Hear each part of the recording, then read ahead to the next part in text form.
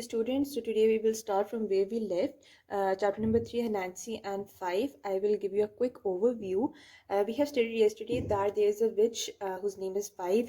She doesn't like her name at all because people used to laugh and make fun of her name. She doesn't like her name at all. And there is a creature, Anansi, who sometimes looks like a man and sometimes looks like a spider, or sometimes looks like a mixed creature of the two.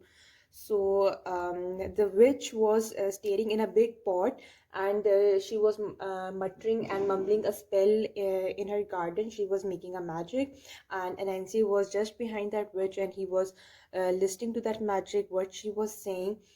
And what is next? Let's start. So Anansi know about the magic that the witch made. So he had a idea that he can make some food for himself and his family by using the witch magic. So Anansi ran to the river place near the village where there was a market and there were many people walking past. So he planned a trick. And what was the trick? And the first trick was with Mrs. Rabbit. And what was the trick? She carried a and Mr. Rabbit had a Mrs. Rabbit had a basket full of sweet potatoes pieces and walked slowly because it was heavy. As we can see in this picture, that Rabbit is holding a basket full of carrots and she was walking slowly because it was very heavy. So what did Anansi do? He just smiled forward and then as the Anansi knows the trick, so he said that, can you please count these carrots for me?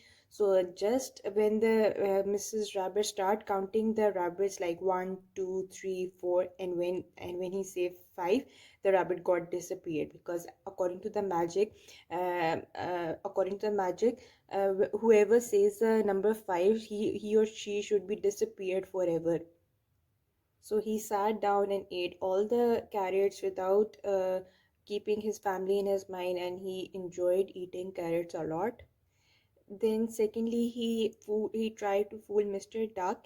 He was carrying a lunch in a shopping bag with him, and Nancy did the same trick. He asked to count these the yam plants, and as soon as the duck said 1, 2, 3, and 5, when he said 5, he got disappeared, and again he sat down and ate all the food.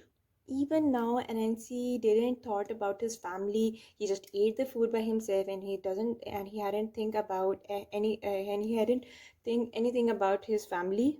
Next, Anansi tried to fool Miss Fogg and Mrs. Shrew. He tried to fool both of them, but they were clever. They know that there's something wrong with this with Anansi. When Mr. Shrew and Nancy said to count these mounds, and when he said 1, 2, 3, 4, and he said this one instead of saying 5, so Nancy got very much angry. Say it properly and say it completely, say it slowly, etc., etc. But Mr. Shrew knew that something is wrong with the Anansi. His facial expressions were telling, his eyes were very much blinking, and were he could see the trick in Nancy's eyes. He know that something is wrong. So Mrs. Shrew and Miss Frog didn't